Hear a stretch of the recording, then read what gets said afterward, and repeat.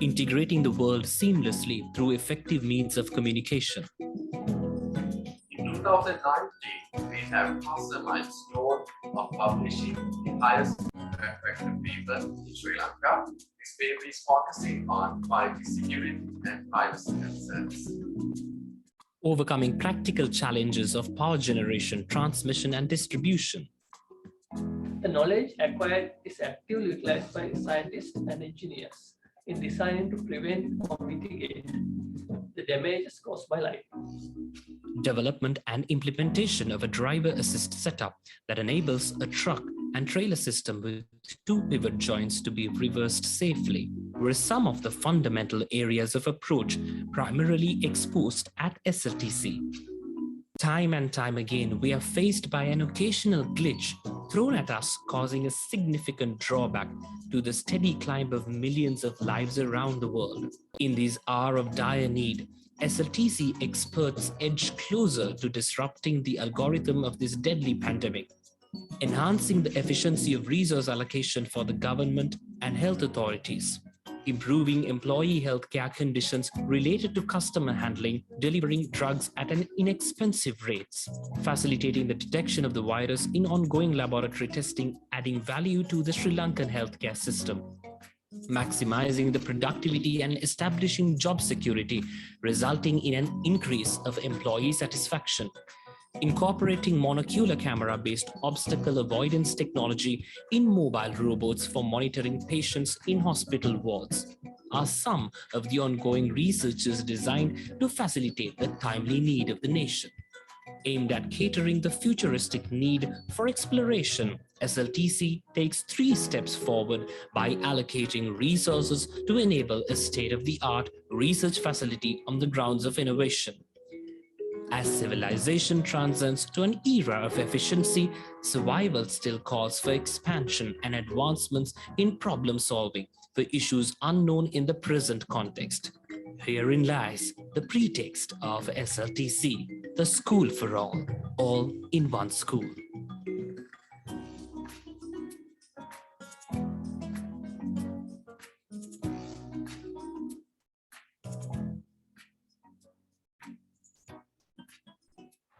The Master of Science in Electronics and Communication Engineering offers a range of benefits. Students can expand their knowledge on fields such as electronics, communication, networking, Internet of Things, machine learning, cloud computing, and more.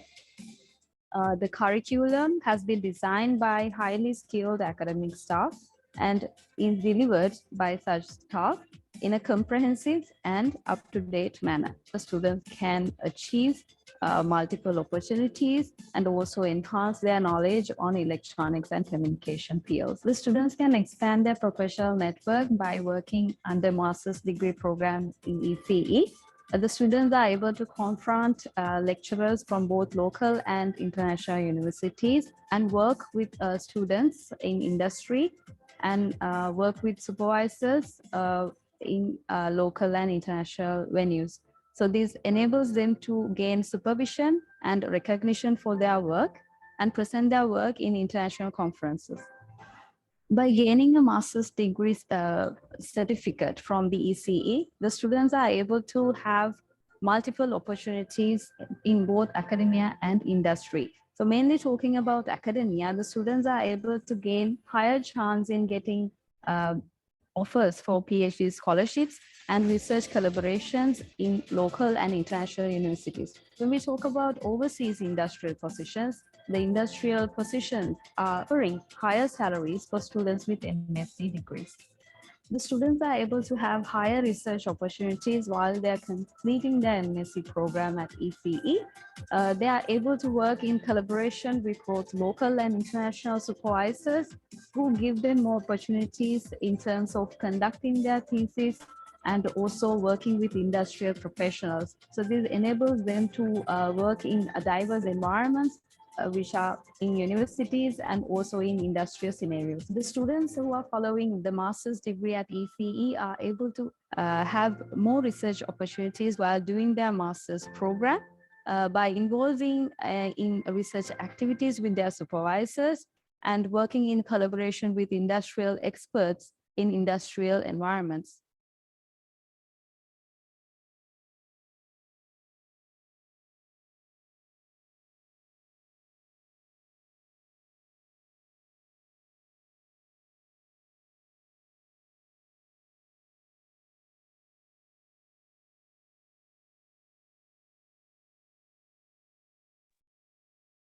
Good evening, dear faculty members and students. On behalf of all the academic and non-academic staff of SLTC Research University, I would like to welcome you all to the virtual MSc Open Day. This is a great opportunity to all of you, since all candidates will get an opportunity to speak with the academic panel. We are extremely grateful to all the participants for accepting our invitations and joining with us today.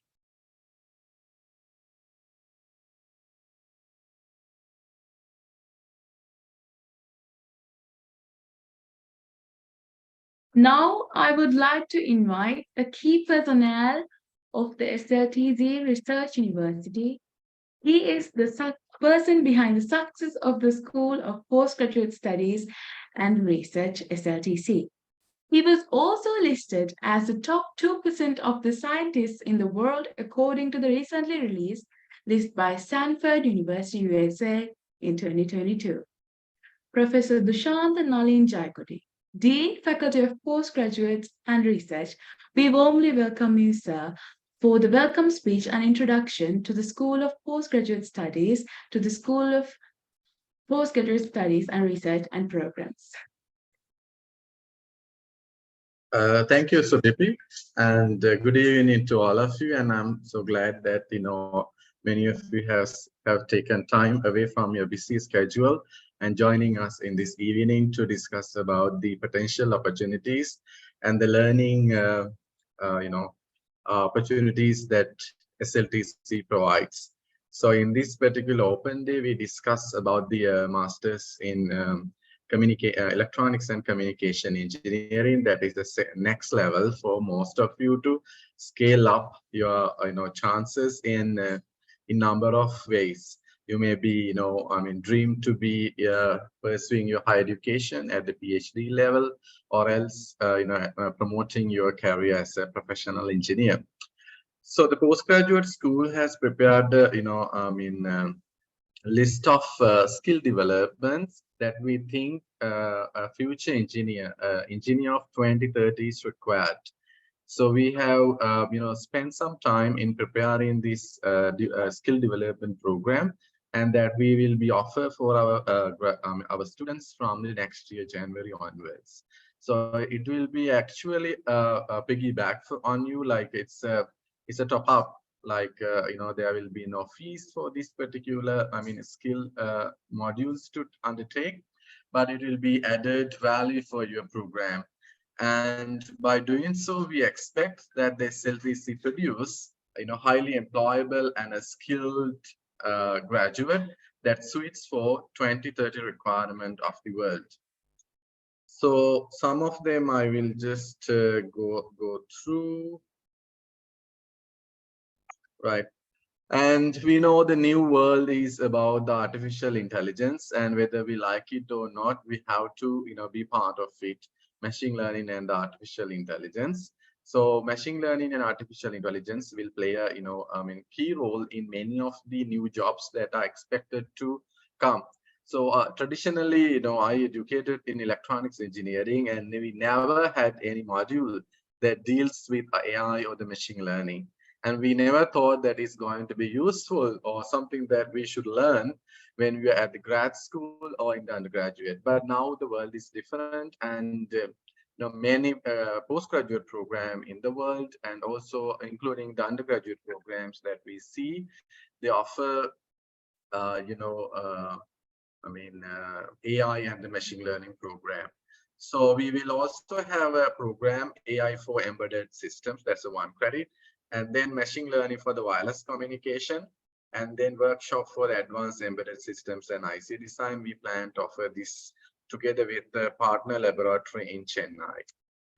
And then optimization in the wireless system that I have started a trial course in this year with my PhD students. And so far, it's going quite well and everybody likes it. So this is particularly for the higher learners. In case that you, prefer to move on with your higher education, especially from the telecommunication perspective. If you look at the 2030s skill set that a graduate engineer requires, critical thinking is also important. So, transforming it into the engineering perspective, we will create a module on the system thinking. And 5G wireless communication is a part of your core curriculum, so you don't have to take it as a skill program. And communication skill is important. Communication skill is not something that you will like learning English. It's more to that.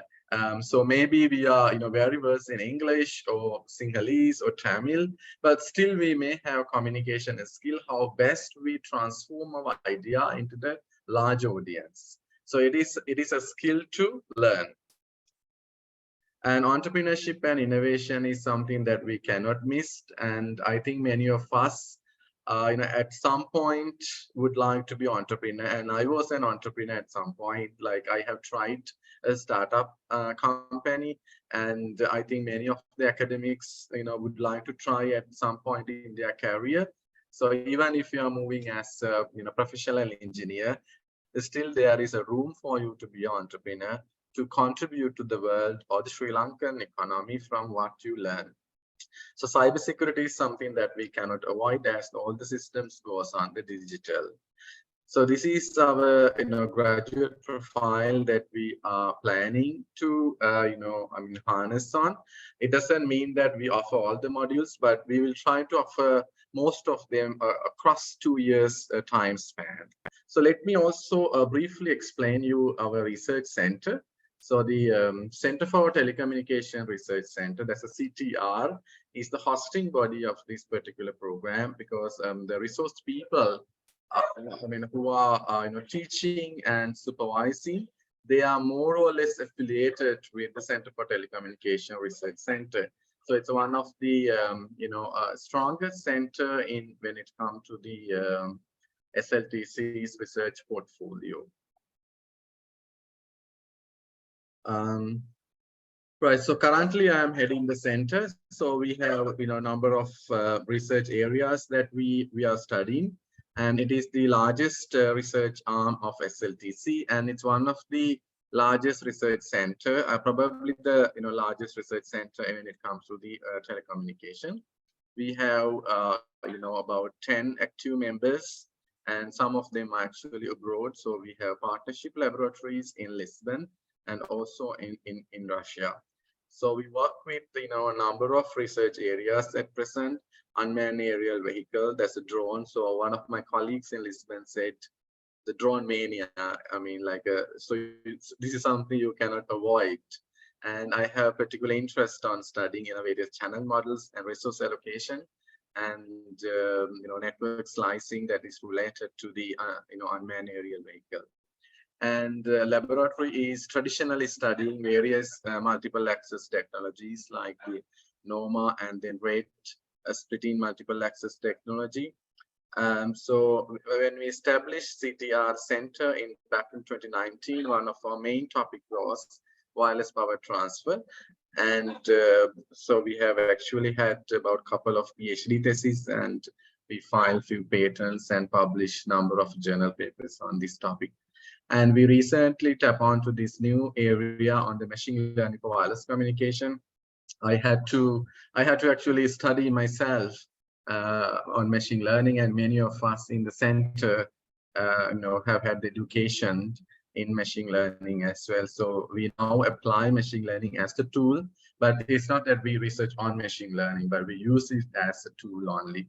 And underwater visible light communication is something that we work together with Sri Lanka Navy, and we have joint projects ongoing. And our center published the highest impact factor paper in the year 2019.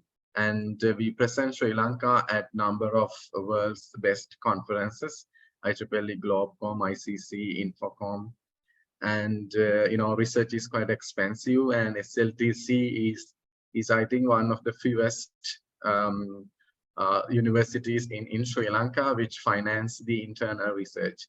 So we are very lucky that our management, since the beginning, is taking a keen interest on developing research infrastructure and supporting the ongoing innovation activities. So externally, our center has attracted about $190K from various research funding. And we also host conferences and then a lot of workshops. And annually, SLTC offers International Research Conference. So it's going to be held in this year in December. So, many of our current master students will be submitting their articles. So in this particular program, the program that you plan to enroll or you're thinking to enroll is built upon our previous experience of running Master of Wireless Communication and Master of Embedded Systems and IC Design programs. So we kind of put together these our learned lessons and built a homegrown program that would offer by the SLTC with the approval of the Ministry of Higher Education.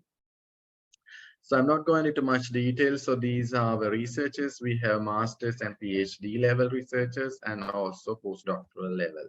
So these are some of our research interests at present. And so we traditionally interested in the physical layer and the net layer perspective of the wireless communication, and also, studying the 5G and beyond.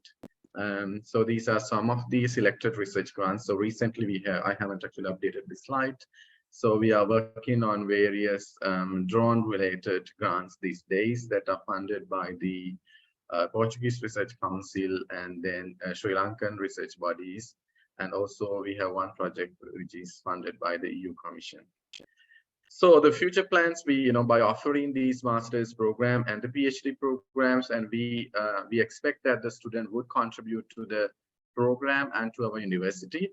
So we want to, build as a center of excellence in the Asian region and develop number of industry and the research collaboration. Actually, we have a very one of our new, colleague at our faculty, Dr. Lakshita, who is here, and he is helping us developing number of industry collaboration, and we think that would really, support our, activities and also our visibility.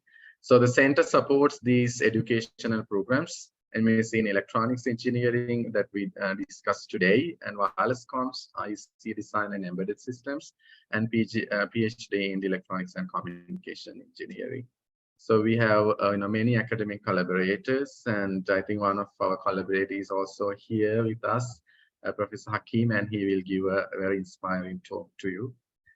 So without taking much of the delay, whether you join with us or not, I would like to wish you well in your future careers, and I will be around if you would like to talk to us. Thank you so much. Over to you, Chamari.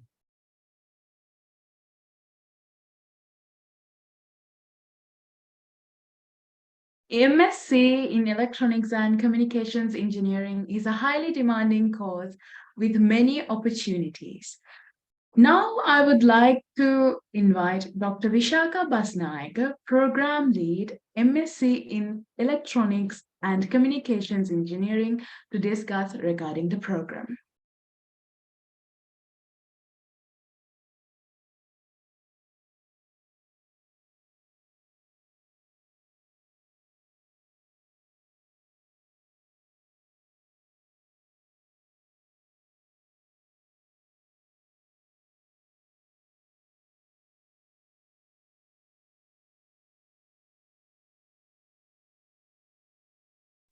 Thank you for the invitation. I will share my screen. Okay. So MSc in Electronics and Communications Engineering is provided by the Faculty of Postgraduate Studies and Research at SATC Research University. My name is Vishaka Basnaika. So today I will give a brief introduction about this MSc program, what it covers and how the modules will be delivered, and when we are going to start the MSc program and so on. This MSc program will cover various topics in the fields of electronics and communications. We have modules related to optical communications, wireless communications, wireless networks, then communication theory.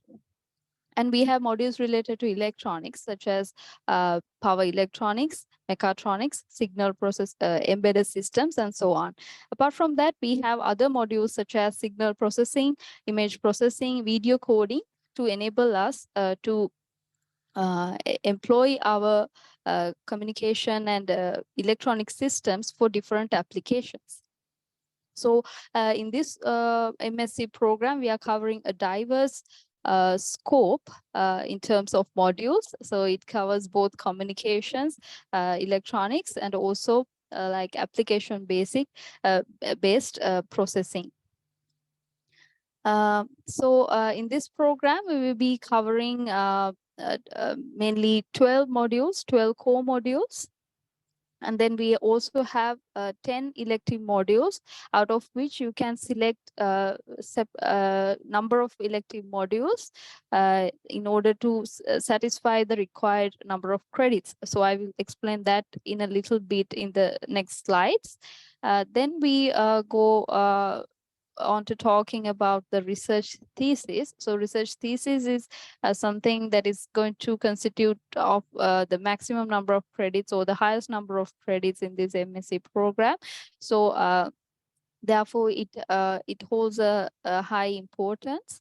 And apart from that, as Professor Dush mentioned earlier in his talk, we are going to deliver some short courses that will focus on trending topics in not only in wireless communication and electronics, but also in the world in general, such as machine learning, artificial intelligence.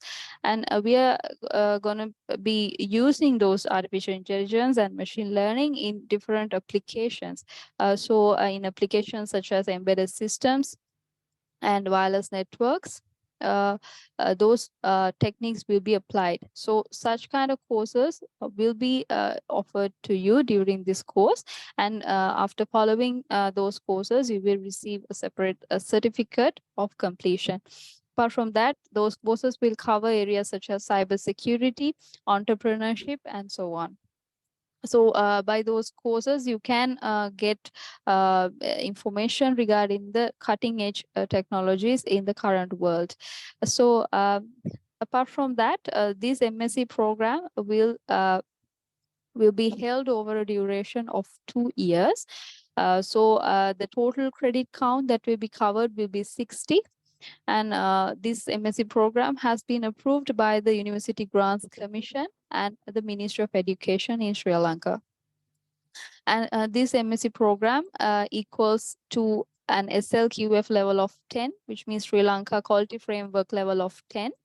Therefore, it has been approved by the Sri Lankan government and the UGC.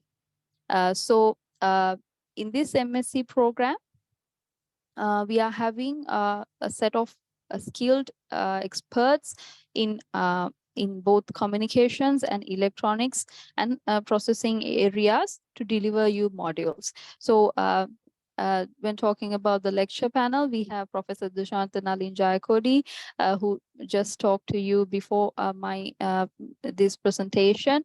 So he's an expert in wireless communications and green communications and so on. And we also have Professor Sergio Correa from Portugal. He's an expert in embedded systems, machine learning, and related areas. Then we have Dr. Nikoloi Gurusingha, an expert in power electronics and power systems, who will deliver you modules related to power electronics. And we have Dr. Abhishek Sharma, who's from India. He's going to deliver modules related to networking, Internet of Things, and related modules.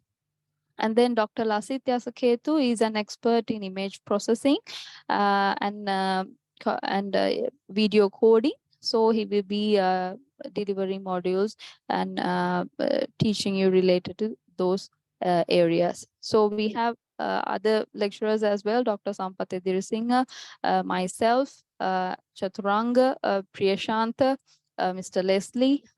So they will also be delivering you modules related to embedded systems, signal processing, leadership, and so on. Now I would like to explain to you regarding the structure of this MSc program and how the modules are planned to be delivered. There are basically 4 semesters that will be included in this program. So in the semester 1, there will be 5 modules that will be delivered. So these 5 modules will constitute of about 13 credits. And in the second semester, we have another 5 modules that will be covered. So that also will constitute of 13 credits. And so these modules that are in the semester 1 and semester 2 are basically core modules. So those modules must be completed. So those are compulsory modules. Then in the third semester, we have both core modules and elective modules. So core modules need to be completed compulsorily. Other modules will be elective modules, and you can select the elective modules based on your preference. In order to complete the 12 credits, you need to select the specific elective modules of your preference. So we have different elective modules that we are offering. So the elective modules are related to satellite communications, nano devices and fabrication, wireless networks, then UAV wireless communications, then about 5G and beyond wireless communications, power electronics and applications, IC system design, optical communications, mechatronics, image and video communications. So depending on your preference, you are allowed to select the elective modules that you like to follow. So after selecting those elective modules, you can cover the 12 credit load. And then in the 4th semester, you will have the thesis completion. So I did not include that in a separate slide. You have the thesis or research completion basically in the 4th semester. So however, although I say that it is in the 4th semester, you can start working on your thesis very early in your MSc. So you can start even from the semester 1 on your thesis. So you can work on your thesis by discussing with your supervisor. And we will talk about the MSc thesis later as well.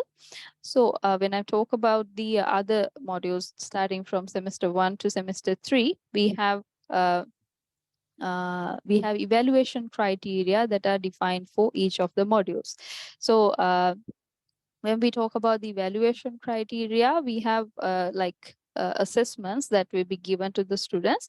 We have both continuous assessments and exams. So the continuous assessments will comprise of a certain percentage, and the exams will constitute another percentage. So some modules do not have end exams. Those modules will have like assessment based grading. So all the submissions that the students have to do will be in form of assessments. So so for example, when I talk about the modules project modules, those modules will not have a final exam.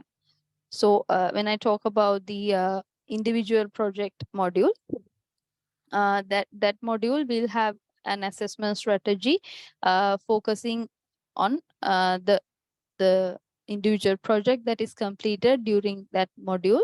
The project proposal presentation, proposal document and report, the final presentation, and the final report are the things that are required to be completed during this module.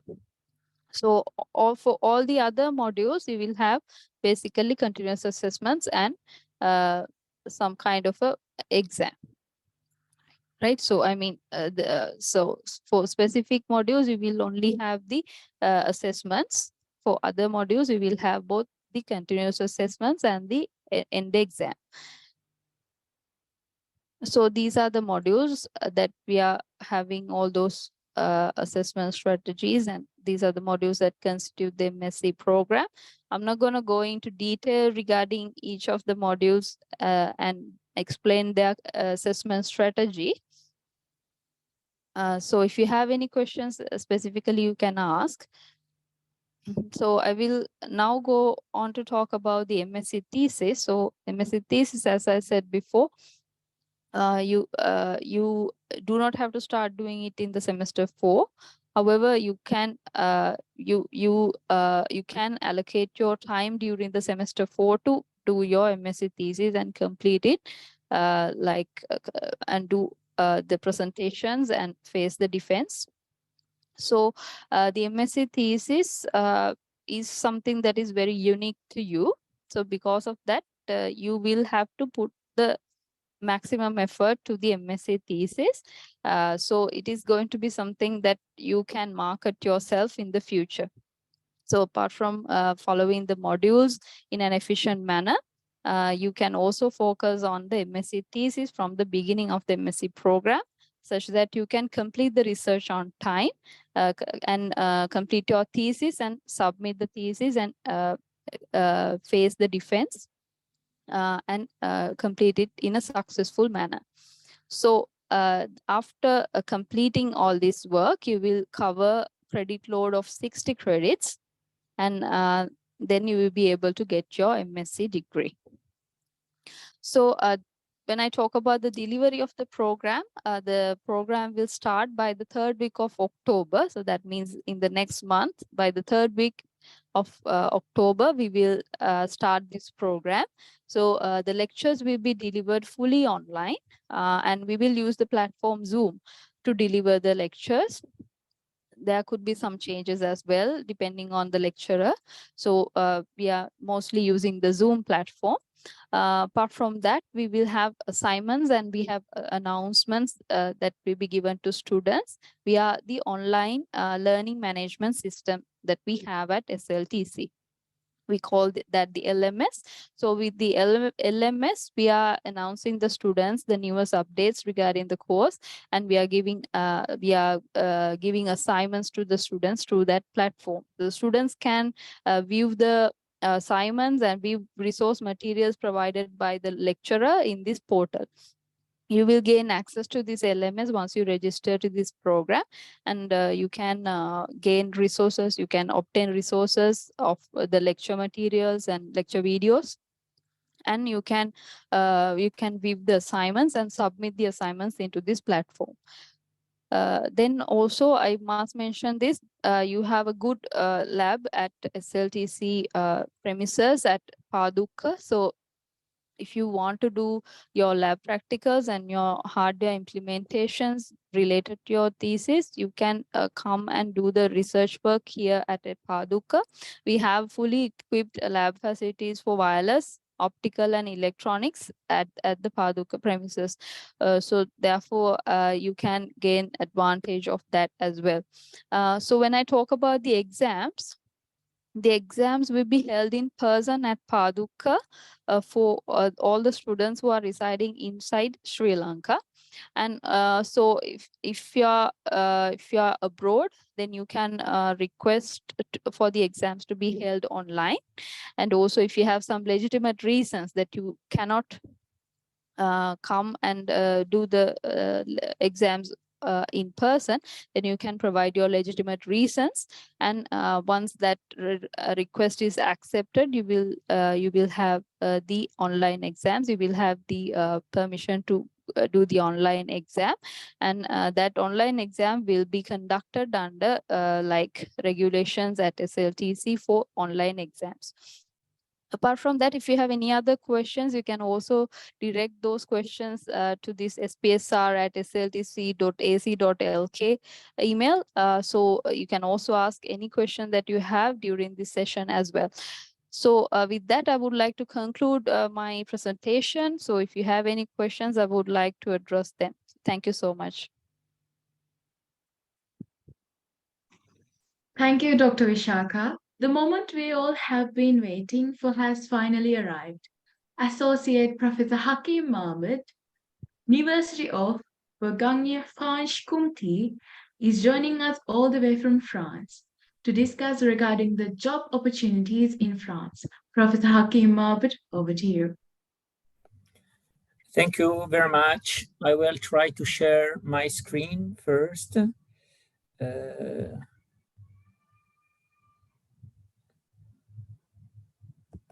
Okay.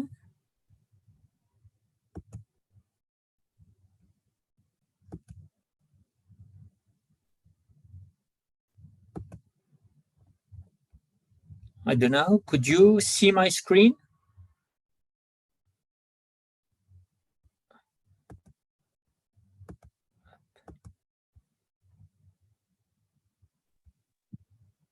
No, sir, we can't see. Okay, I don't know. Maybe there is another one that sharing his screen, and just one can share his screen, I think.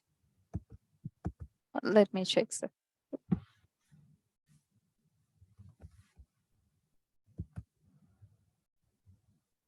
Now it's okay. Just 1 second. Okay. And now, is it okay for you? Yes, sir. Okay, thank you very much. Okay, I am really delighted to be there with you to discuss about the opportunities of job in Europe. And therefore, I will discuss about this point by taking a particular angle of vision, talking about the link or the equilibrium to maintain between the technology and trying to find or to improve the technology with taking into account the well-being issues and questions.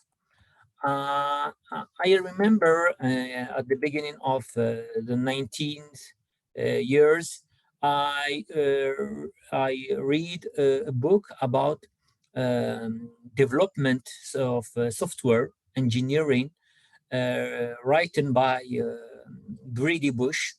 And then he was talking about the technology, and in his case is about computer science objectives.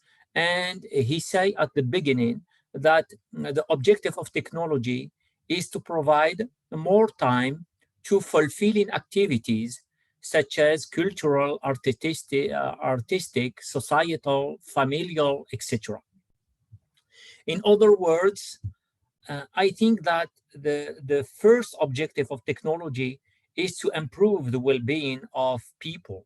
Okay. However, as you know, the modern technology leads to many problems such as noise and nuisance, physical and psychological stress, air pollution, radio pollution, etc. And we are, in our case, in ETC, we are also concerned by this radio pollution and this psychological stress. Okay, now today, the main objectives of technology is to improve the competitiveness of the systems, but this will lead to stress, to noise, and to a respect of ecology.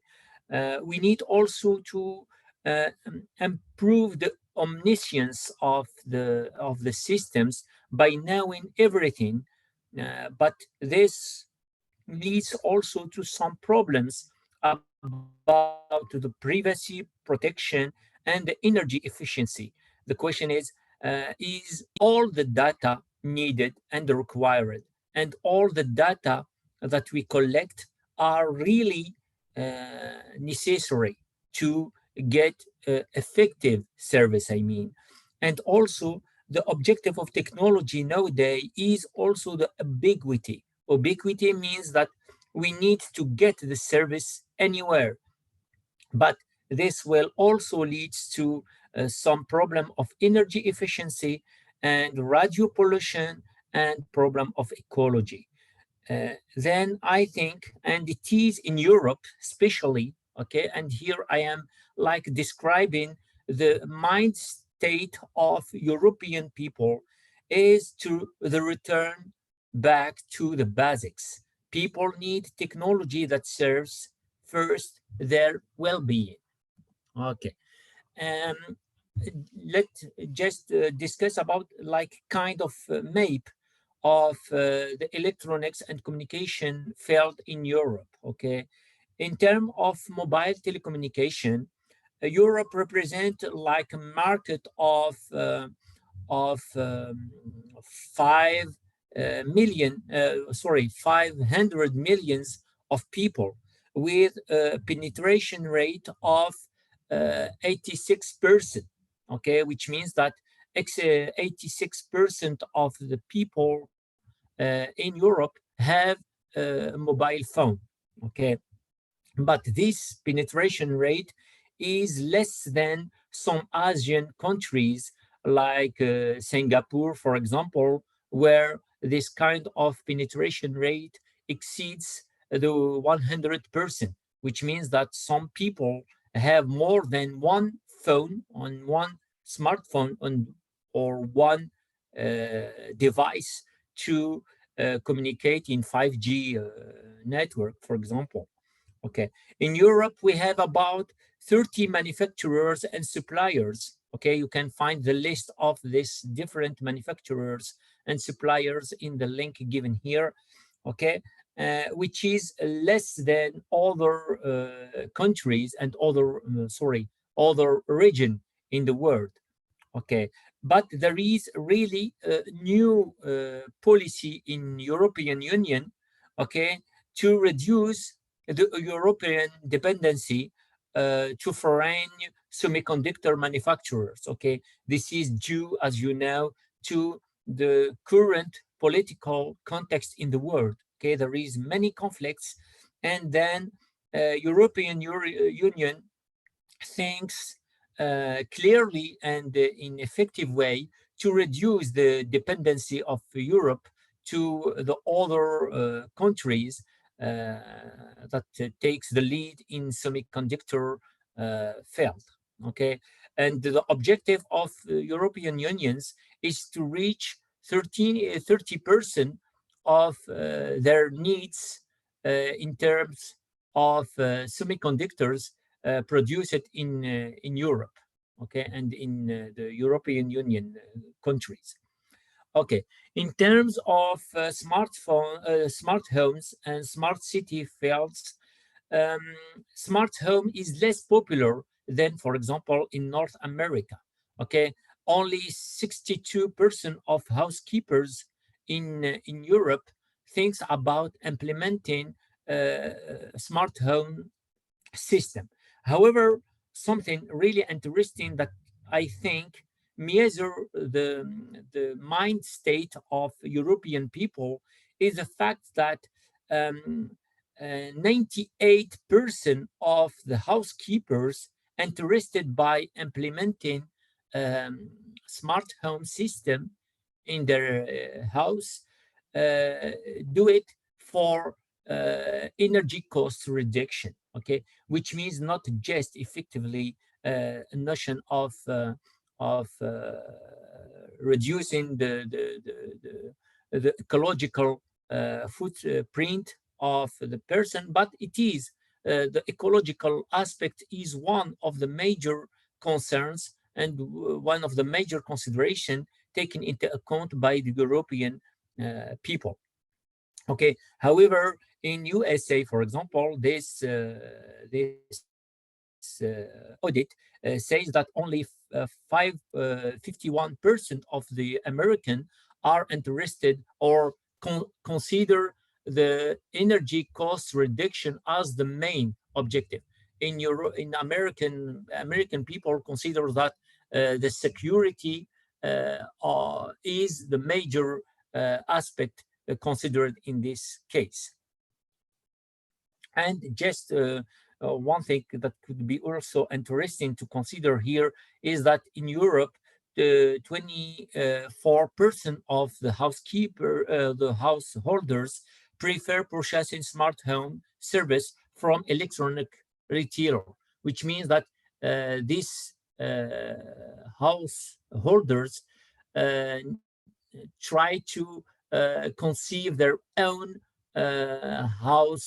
smart home system without taking like kind of complete solution from insurance companies or dedicated companies for this kind of system.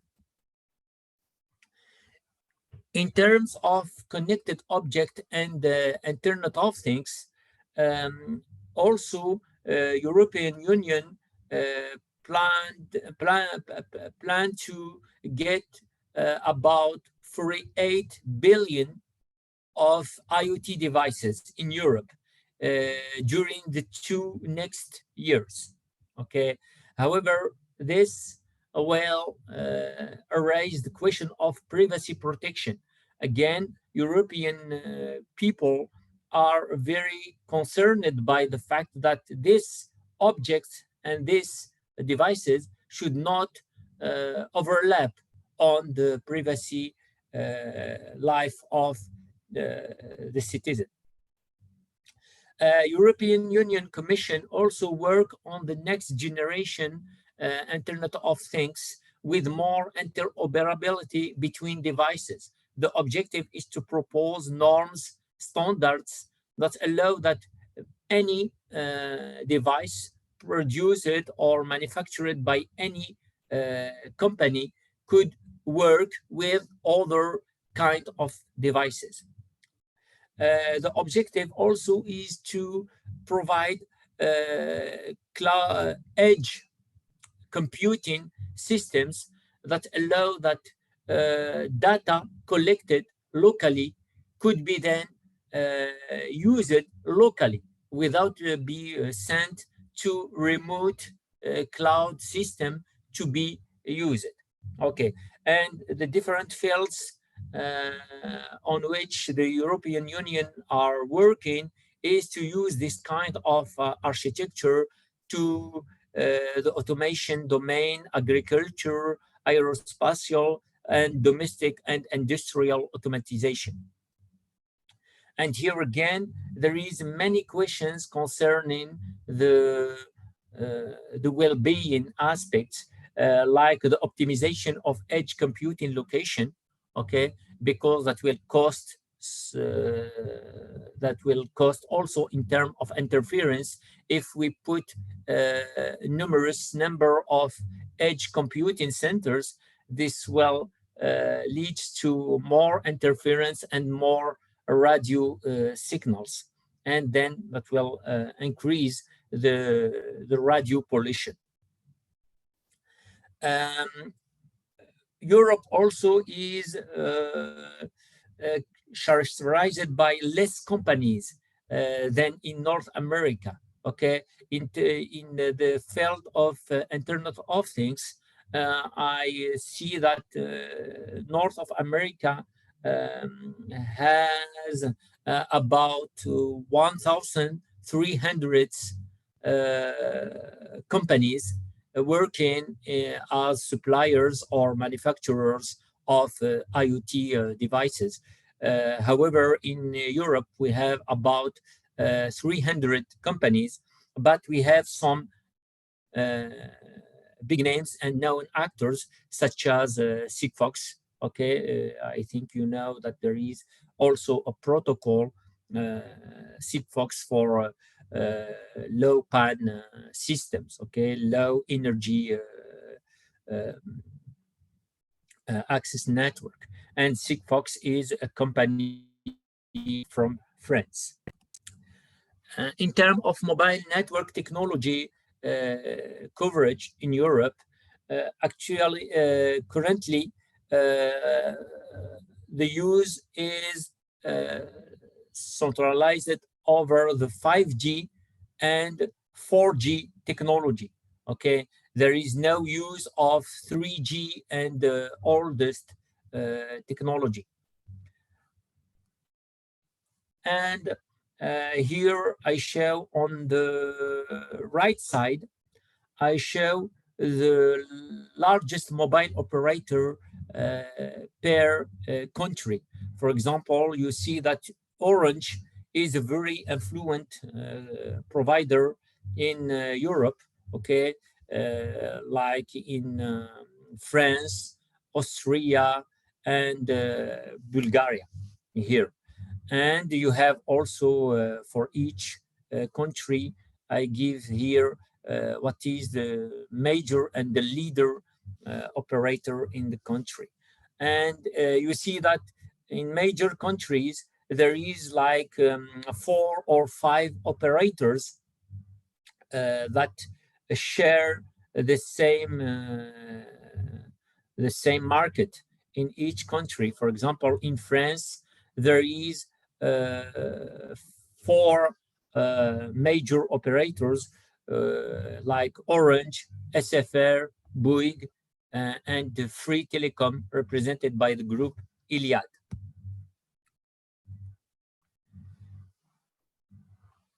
Then, in term of telecommunication field, there is many big names and known companies in the domain of telecommunication manufacturing and research and development. Here I give a list of 10 big companies in this field in Europe, like Telenor in Norway, Orange in which is covering many countries in Europe and in the world, especially in Africa and in South America. You have Telecom Italia, Swisscom, British Telecom, Telefonica of Germany, Vodafone from Spain, Dutch Telecom from Germany, also Nokia from Norway, from Finland, and Ericsson. The main topic in terms of research and development of these companies is the 5G and beyond technology, 6G telecommunication standards, reconfigurable intelligence surface, which is kind of passive antenna that allow to reflect signal, and this allows to improve the coverage of the radio signals, okay, and to reduce also the interference, since we can target a given client or the given user without interfering with the other area where the user is not present, okay. And there is other fields and topics of research and development that concerns directly the question of well-being, like edge computing, which will allow to reduce the energy consumption when we send the data to be handled to a remote cloud. Network design and optimization, which can take into account social concerns and cost and efficiency, and the modeling of spatial and time variation of traffic demand that helps also to provide the service exactly when and where it is required. And in this kind of problem, we can then try to use methods based on big data, intelligence, artificial intelligence, etc. I would like at the end to discuss 3 of my activities in the telecommunication field concerning the well-being. It's just to give you a kind of idea about what does it mean to have like have sensitivity and awareness about the social and ecological issues in your activity. The first domain or the first subject is the green mobile network design and optimization. Okay, like for example, there is in all the countries in the world, there is a law, a regulation that tell that a given antenna could not transmit a signal over a given threshold. Okay, and the objective of that kind of regulation is to provide or to ensure that the signal received by the users not exceeds a given threshold. Okay, but this simple regulation rule is not logical and not efficient at all. For example, because this not take into account the accumulation and the sum of different signals received from different antennas. Maybe each signal will respect this threshold, but the user may be exposed to several signals where the sum of the signals exceed this threshold. Another thing is what about the time of residence in the exposed area? For example, if you exceed this threshold in a highway, okay, in a given point of the highway, the cars are crossing the road in a very high speed, and then the time of exposition to this high threshold is not enough. However, sometimes maybe you are not exceeding the power threshold of this antenna, but you are in an area where the people are staying for more time. Okay. And finally, what about sensitive area such as schools and hospitals? You cannot just say that the threshold is this value without taking into account what is the category and what is the type of the area where you are. Okay. And therefore, when you build a new network, when you try to find what is the best antenna localization, antenna orientation, and how to configure the antenna, the high, the azimuth, the tilt, and the transmission power, you have to take into account more smart constraint than just the respect of a threshold. The second work and topic on which I am working is the battery lifetime. Okay, why the battery lifetime, for example, of the mobile phones? Okay, because the battery failure is the first reason of device replacement. Okay, you can try to reduce the ETC ecological footprint and carbon footprint. Okay, however, you can just try, for example, to reduce the cost of construction or building or manufacturing the devices. However, the main reason of this cost is the fact that the people have to change their own device because their old device are failed. Okay, and therefore, if the main reason of this failure is the battery, we have better to do to improve the battery lifespan, to improve the duration or the usage duration of this kind of devices. Okay, we can talk about that for phones, but the same reasoning could be used for cars, for example, electrical cars, I mean. Therefore, if you know that the usage of the battery is one of the major reasons of the degradation of the battery, how to use the battery is one of the major reasons of the failure of the battery.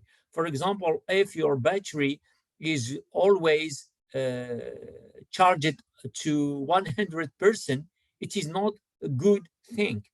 For example, if you let your battery fall down to very low levels, also this will improve or speed up the degradation of your battery. And one of my topics of research is how to help the user in the usage of his device in such manner to improve the duration or the lifespan of its battery. And the third and final case of our works is the work that I do with Miss Vishaka Basnayake during his PhD thesis concerning the usage of a mobile phone as a platform for emergency call, okay? And this during the post-disaster situation where the infrastructure or the network infrastructure is impacted by the disaster, okay? And in this case, we proposed the work to use the device-to-device technology first to transfer the emergency calls from uncovered area, which is the area impacted by the disaster, to the emergency center, okay, by using the other devices like kind of relay devices, okay. And the second steps also, we used the different information collected during the transfer of the emergency call from the victim to the emergency center. We use all the characteristic of the signals received from the victim phone and the relay phones to make kind of resolution, okay, to deduce what is the localization of the victims, and so orient and guide the rescuer teams. Then all this to see that in Europe we need a high ETC profiles, high ETC engineers, but we prefer that these engineers have social and ecology sensitivity. Thank you very much. Thank you, Professor Hakim Muhammad.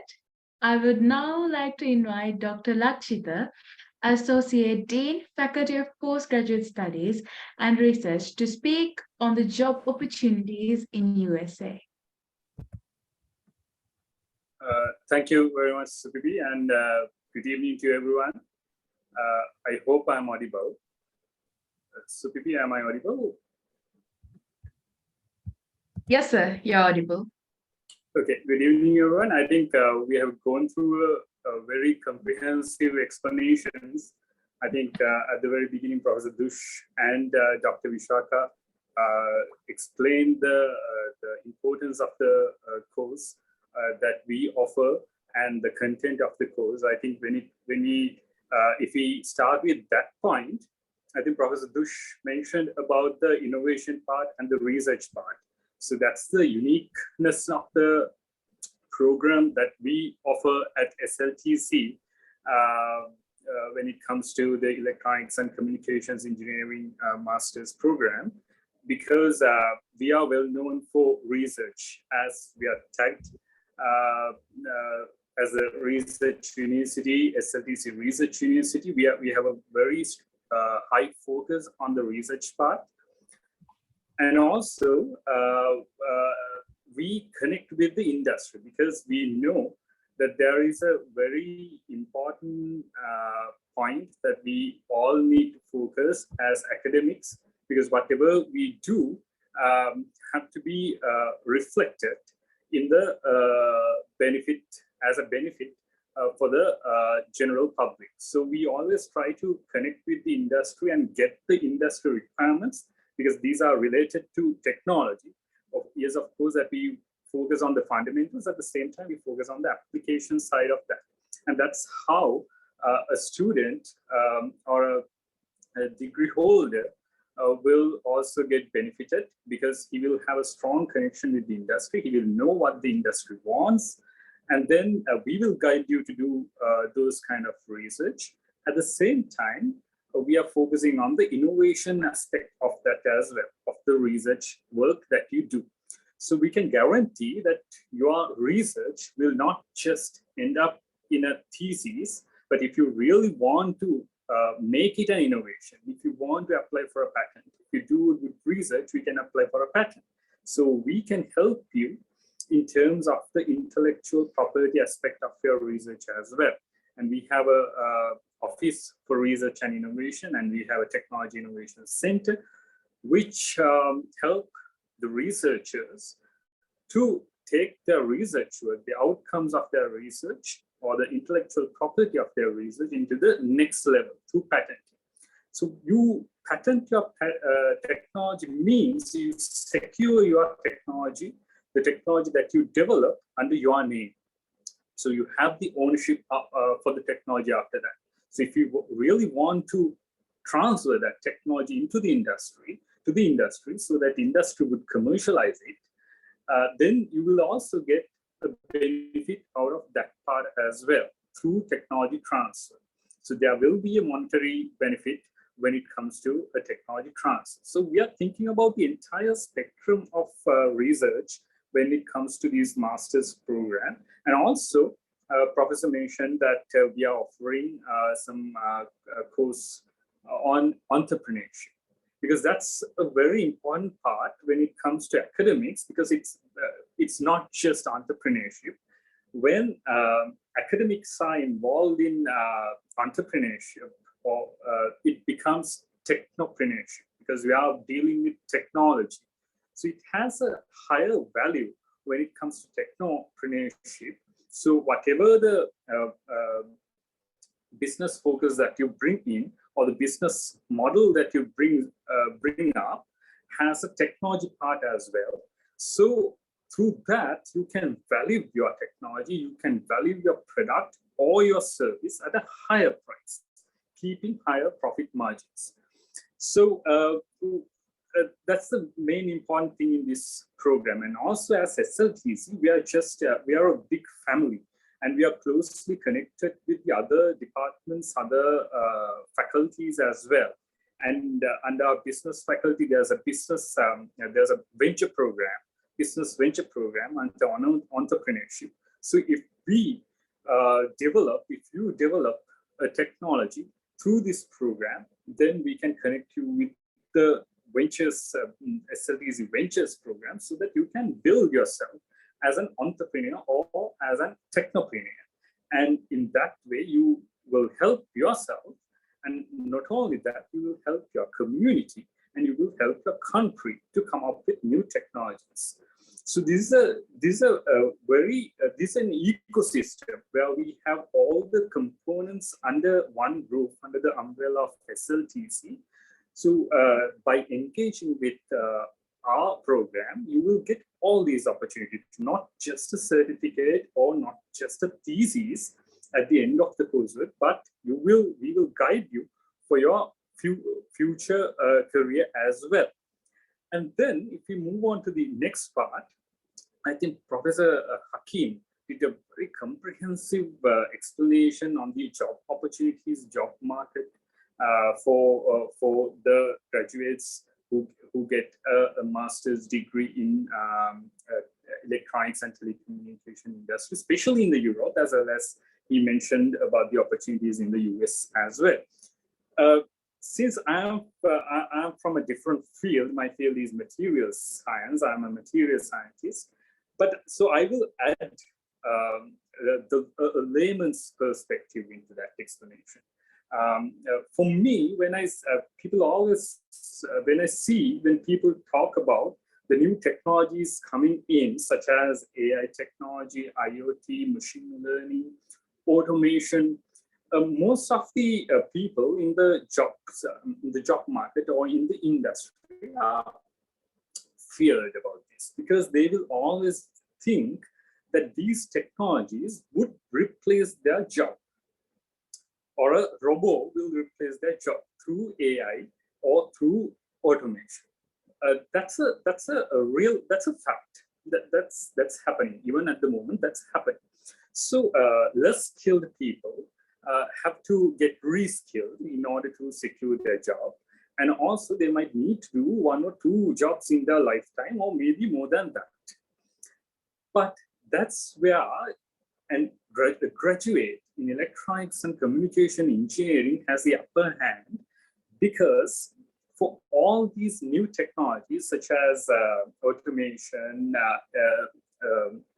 AI, IoT, machine learning, and all these technologies are linked with electronics and communications technology. So electronics and communication engineering has become a crucial thing for all the other industries, or for all the other technologies to move forward. So this is a complementary skill that every other technology would need. So if you get a master's degree in this particular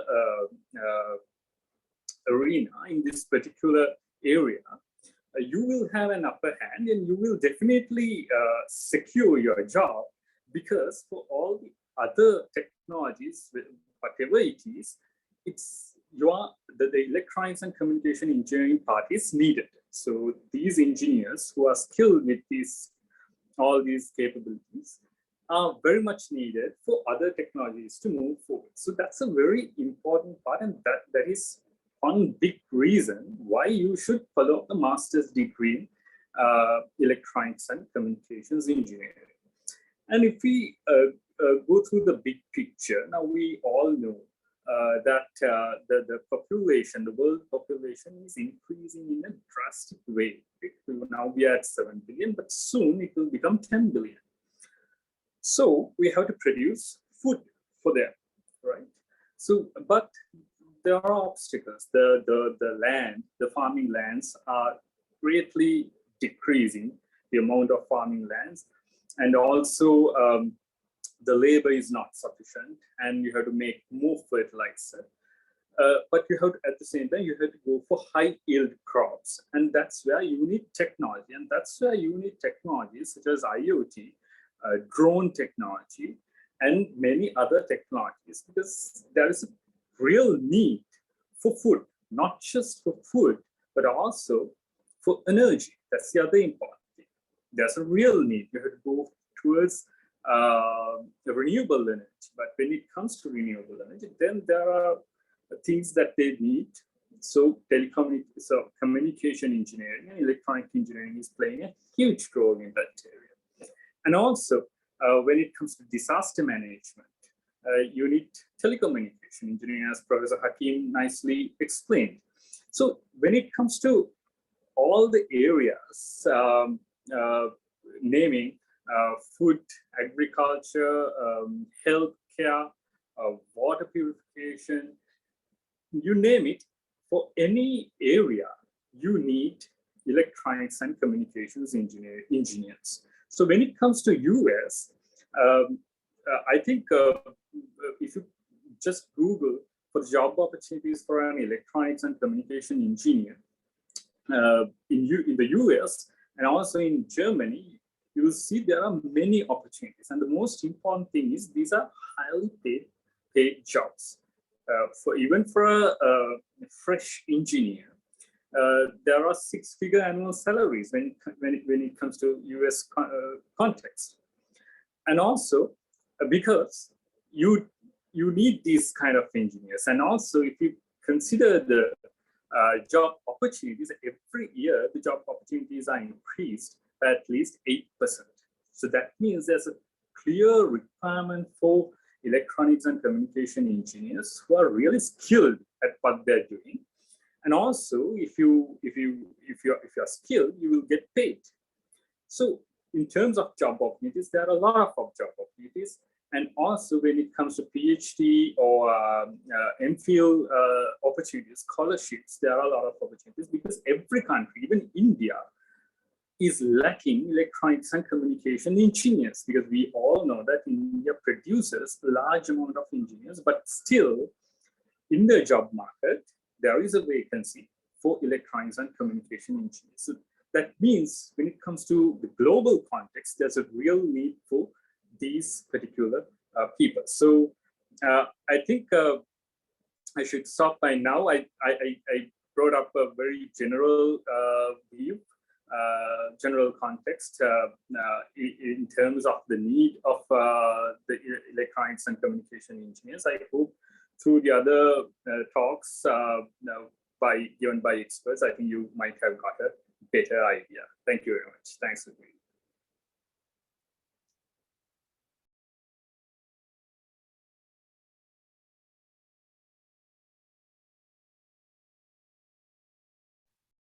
Thank you, Dr. Lakshita. Now I would like to invite Ms. Chamari Vijayawardena, Manager, Product Marketing, Postgraduate Studies, to discuss regarding the scholarship and registration process.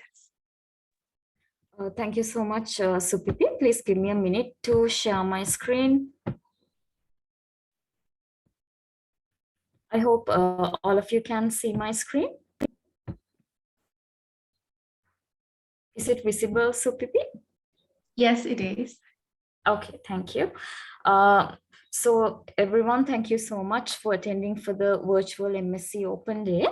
So as all of you know, so there is a very special course that has been awarded from the university, and that is the MSc in Electronics and Communications Engineering. And this is a UGC recognized program with the Ministry of Education approval. So this is a highly recognized program that is being offered to the students. So to give you a snapshot as to why you should study a postgraduate course at SLTC Research University, as you can see, we have a panel of renowned academics and industry experts who are engaging with the program. So you can see that there are some like, for example, if you look at Professor Bush, he's a world's top ranked scientist. And then even some of the foreign lecturers will be handling this program as well. And there are many, flexible learning schedules that are being offered to the students, because the course is conducted part-time, since most of the students are working, and the classes will be held mostly on weekends. Then there is a blended learning structure and a lot of scholarship options as well. So especially for the internal SLTC students, as well as the internal staff members, there is a scholarship that is being given, as well as for even the other students. So for example, if you join, for example, let's say with another 3-4 friends, maybe who are working with you, so there is a corporate discount that is being offered as well. Then there are higher education pathways, so especially when it comes to PhD opportunities. So even for the previous programs that we offered, so some of our students were able to go abroad for the PhD to countries like the US, and there was another student who was offered a job from Germany as well. So there are overseas job opportunities as well, which you can look into. So when it comes to the investment of the course, so the entire course fee comes to 5 lakhs. So for students who prefer to make the full payment, there is a 50,000 scholarship that is being offered as well. So the full payment comes to 4 lakhs and 50,000. However, since the course goes for a 2 years time period, you can of course take your time and invest in the program. So the first semester course fee is 1,80,000, second semester 1,70,000, and the third semester 1,50,000. So there are loan schemes that are available as well to support the students. So how can you apply for this program? So the application form can be forwarded to us through the link that is being provided. So I will put this in the chat box as well, or you can mail me your CV to chamariw@sltc.ac.lk, which I have formally put in the chat box. And my contact number is being provided as well. So if you want to know any further details, you can always contact me. And we hope that you will send us your CVs today, because for one batch, we will be taking only 30 students, and we are planning to commence the batch by mid of October. So kindly make sure to send us your CVs by today. Thank you. Over to you, Supipi.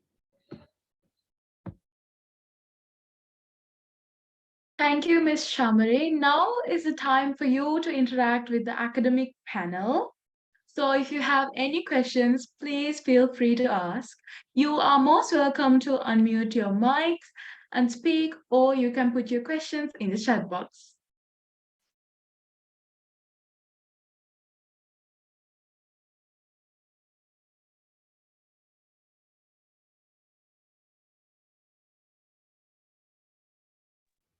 Thank you, Supipi. So dear students, if you have any questions, the chat box is open for you all. So you can type in your questions, and our experts are here to answer your questions.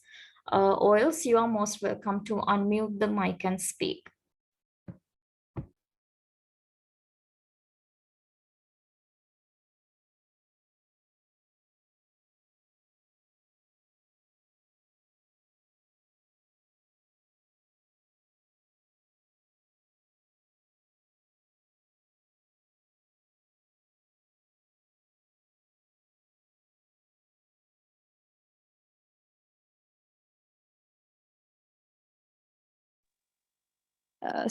The MSc in EC is awarded by SLTC Research University.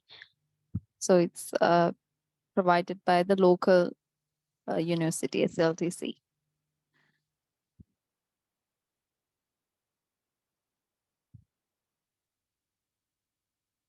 Excuse me, madam. Yeah. When going through the advertisements, I saw that we can complete within 1 year and then 1.5 years and 2 years. What are those three? Like, is it from the PG diploma and such? No. Yes. So yeah, there are three exit plans. So within 1 year, if you complete, for 1 year duration, you will get a postgrad diploma. For a duration of 1.5 years, you will get the master's in electronics and communications engineering. For a duration of 2 years, you will get the Master of Science in electronics and communications engineering. Okay, so I will explain to you about the difference between the diplomas. So in my presentation earlier, I mentioned to you that we have like 60 credits that will be covered during the 2-year duration. So if you complete for 1 year duration, you will cover a credit load of 25 credits.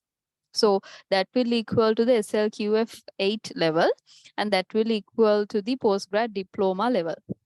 So we can award you that diploma if you cover the 25 credits. Right, so if you cover like 30 credits, then you will be able to get the Master of Electronics and Communications Engineering. So it will have another additional 5 credits, and it will total to 30 credits. So that will equal to SLQF 9 level, or the Quality Framework 9 level. So that will be equivalent to the master degree. Right, so that will have some research project modules, but it will have those modules in a manner that you do not have to do the thesis defense and go through that process when it comes to the thesis, MSc thesis module. So if you complete the entire 2 years, you will be able to get the MSc, which constitute of both the modules that are covered in the 1.5 years and the research thesis. So the research thesis, once it is added, it will count to 60 credits. Right, so the program is formed such that the 60 credit is satisfied with the elective modules and the core modules and the thesis. right? So the minimum credit load that should be covered is 25 credits, but for 1 year, we are covering more than that. Then for 1.5 year also, we are covering more than that credit load. However, you will be, I mean, it will be equivalent to the 30 credit, and then you will be able to get the master's. So Master of Science is the one that has both the coursework and the research. So the difference between the diploma, the master program is, and the MSc is that in the MSc we have the thesis and the courseworks. In the other two programs we have modules. We have core modules and elective modules. So those two programs, the first two programs, so the diploma and the master program, differ by the amount of credit loads that are covered. Master program covers 30 credits. It has higher credit load than the diploma. So I hope I answered your question. Yes, madam. Thank you. Thank you so much for your question.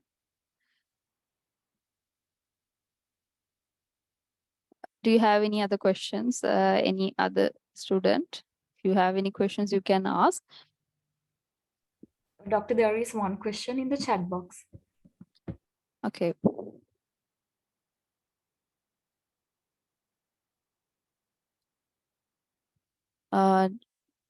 Course fees. So Shamari, we explained to them about the course fees, right?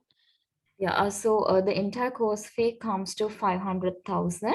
Dear students, if you are willing to go for the full payment option, there will be a 50,000 discount that will be provided for you.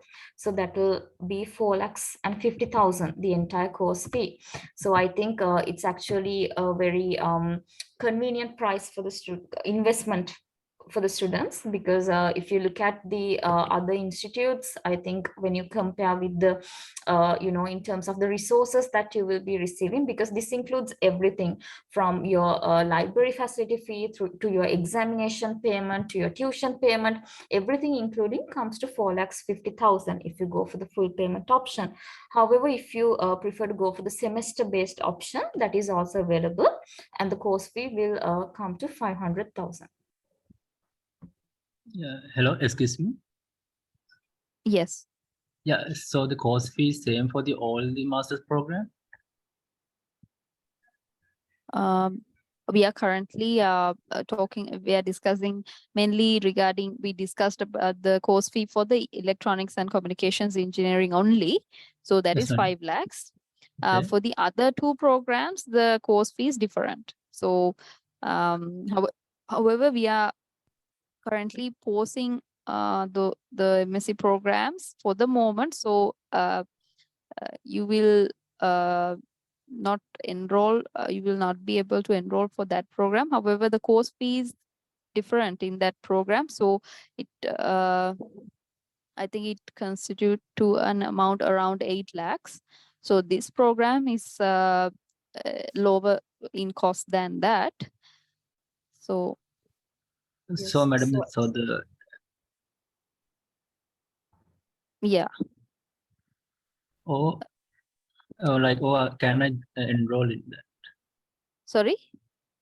So what my question is, madam, is the MSc in wireless communication is already started, or can I enroll in that too?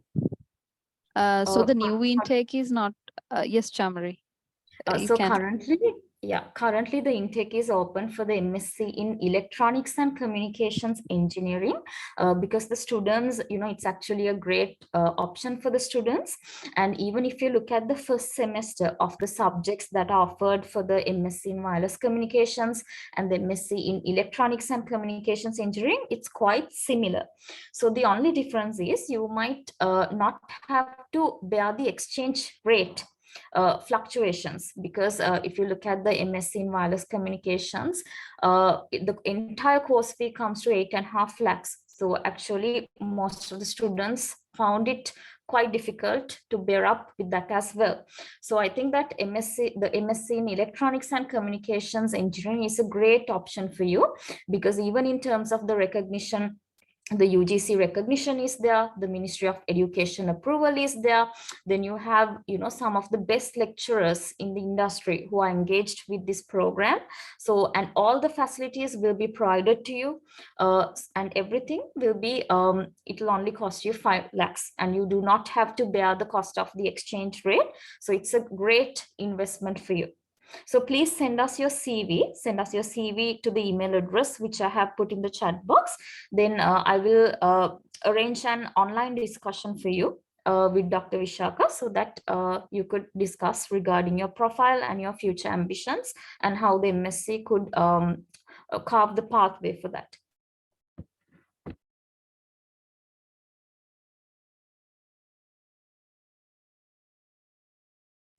Doctor, there is another question from WM Randimal Vijay Sundara in the chat box.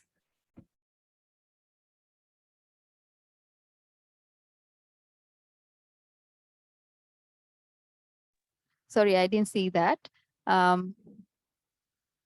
People are concerned about 5G, 6G, microwave technologies, and yes. Yes, of course. Yes. So actually, the fact that high frequency signals harm the body and health is a fact. It's a fact. However, currently we are working in frequency ranges of kilohertz, megahertz, and even gigahertz.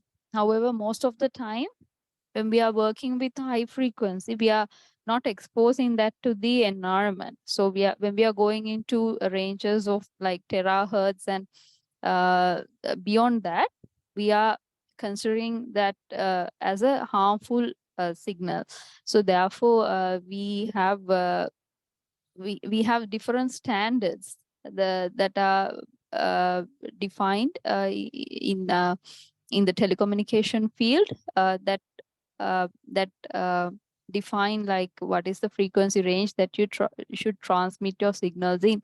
So there are organizations such as 3GPP and IUT and other telecommunication industries and IEEE, though.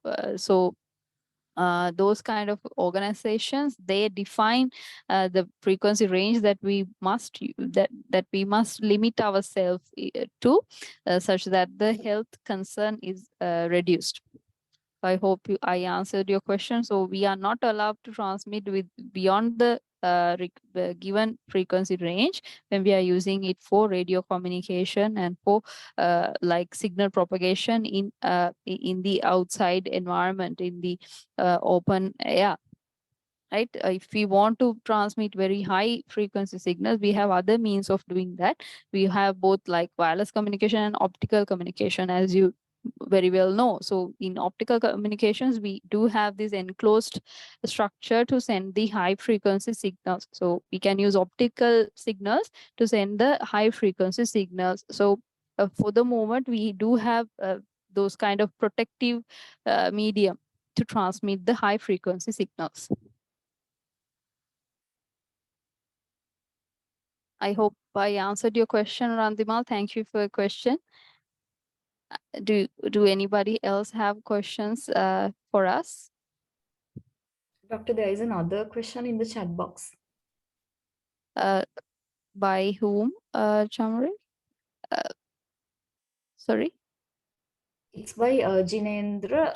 I think he has actually sent it as a direct message to me. He has mentioned, I am currently pursuing a master's degree in bioinformatics, and my basic degree is from the management stream. And he has the hands-on experience in electronics and networking. And he wants to have a strong knowledge of signal processing, and he is asking if he can apply for the MSc. So your profile seems to be very interesting. There are many people who have changed their fields. So it is totally fine that you change your field. So, so when talking about you have done a management degree, BSc, and now you're pursuing a bioinformatics master's degree. So in the bioinformatics master's degree, I believe that you're learning about bio concepts, biology related concepts, and also related to IT and how to use software and tools to process the bio information that you have. So I think that knowledge is really important for our MSc program as well. So in our MSc program, we are focusing on multiple different fields. So we are focusing on electronics, and we are focusing on communications. Apart from that, we also have signal processing, image processing, and video coding and related fields. So in those areas, we are actually like teaching the students on how to like process the data that they have received over the I mean, maybe through wireless communication or through wired communication, and then how to process the data and take only the required data from the signals and from the data that has been received. So our MSc program will help you enhance your knowledge in real world application of the bioinformatics, as I believe from my knowledge. So you have the application centric knowledge. So in order for you to implement that in the real world, you need to get the information related to how you can implement it, how you can implement the application in a hardware setup. Let it be an embedded system with a certain microcontroller, and how you can make it like a product to sell. So as Dr. Lakshita very nicely mentioned, you can be a very high skilled professional by using electronics and communications technologies. So you can combine bioinformatics with the electronics and communication technologies to build products. So I believe that your profile will be very attractive once you have all this knowledge in these fields. So I believe like we will also have a close interview with you, and we will I think we can decide whether you are good, or you are really suitable for this program as well. But by the look of it, I can say that you can actually follow this MSc program given your background on bioinformatics. So you can actually, if you want, you can do your MSc thesis on a related area. So let it be like biomedical engineering. So biomedical engineering and maybe machine learning, and then you can implement it in an embedded system, for example. So that would be a very valuable system in the current era, where we are trying to build intelligent systems for biomedical applications and for healthcare systems and so on. So I hope I gave you an answer, and I encourage you to join the program, which would enhance your profile a lot. Thank you very much, madam. Thank you very much. Thank you so much. Madam, I have another question. Okay. Yes. I want to know, madam, now by doing wireless communications, you will be specializing in wireless area. But even in electronics and communications engineering, I saw some modules are available related to wireless. So now, as we already know that in the bachelor's level, like in an associate level, now certain job opportunities are available. Like we can apply for electronics, also sometimes for telecommunications related. So when considering in MSc, so now now do we like specialize in embedded systems or wireless, or like this is like generalized? No, madam, that I want to get the idea, like is it okay? So talking about the specialization that you will get out of this program. So one thing is that with this MSc program, you can decide like what is your area. So, okay, so the core modules will have, modules related to, as I said, like wireless communication, electronics, and embedded systems, and also signal processing. After that, as I said, like elective modules that I presented to you contain specific areas. So by selecting the area that you want to work in, you can select the elective modules. So if you want to specialize in embedded systems, you can select the elective courses that are specially focused on embedded systems. So maybe you can follow like power electronics as well, and then mechatronics, embedded systems, nano devices and fabrication. So those modules will consider for the embedded systems specializations. If you want to specialize under wireless communication, you can follow the related modules such as satellite communication, UAV or drone based communication technology, and then 5G communications and so on. So apart from that, if you want to specialize in computer vision and image processing, you can follow those elective modules, right? So with those selections, you decide like this is the area that you are going to specialize in, and the transcript that you get will show the interviewer or the organization that who's trying to recruit you that you have specialized in these areas and you have followed these modules. These are the tech skills that you have taken from these modules. So you can market yourself by saying, okay, you have followed these modules and you have gained the knowledge of, for example, different softwares, different programming languages, hardware technologies like microcontroller, algorithm implementations in microcontrollers. You have the knowledge about the architecture of the electronic systems, the microcontroller based embedded systems.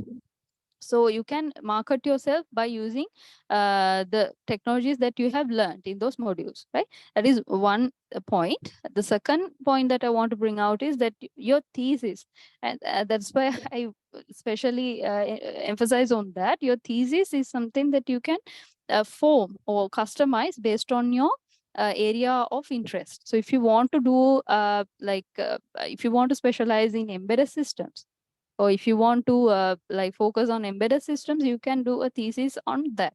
So currently, as we have had some MSc programs lately, we have had students who have implemented like machine learning in embedded systems, which is a difficult thing to do, right? So not entirely, but like small like achievements that are really like magical and very inventive. So the interviewers and the companies are looking for these kind of areas. So they are also struggling to implement the intelligence into these small devices, because the small devices have less capacity in terms of power, memory, energy. Because of that, so they are trying to find what is the solution to this. But as a researcher, you can find the solution to that by doing the thesis. Once you have finished the thesis, you can say, okay, you have implemented this thing and these are the results that you have got. It might not be perfect, but you have got some result. You have shown that you have done testing.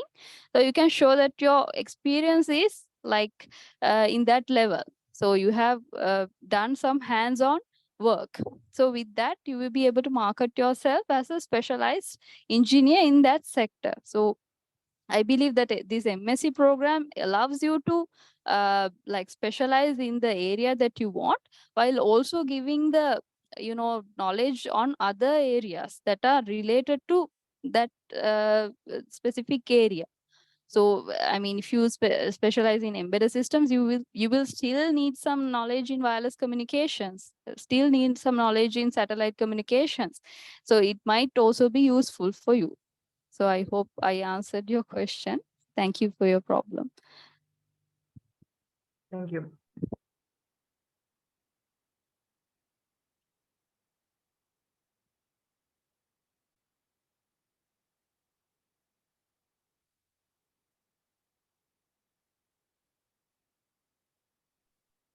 So dear students, if you have any final questions, please feel free to put them in the chat box, or you can unmute the mic and ask.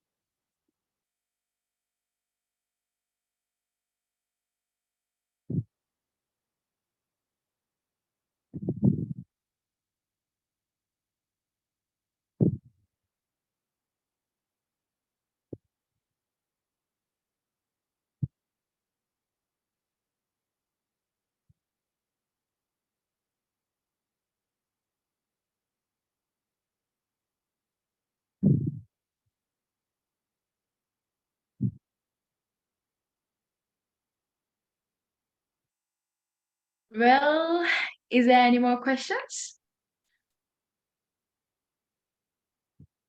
Okay, looks like there is no more questions. Well, ladies and gentlemen, that wraps up this session. On behalf of all the academic and non-academic staff members, thank you all for making time in your busy schedule to join us here today. Thank you once again. I'm Supivi Sonali. Thank you so much.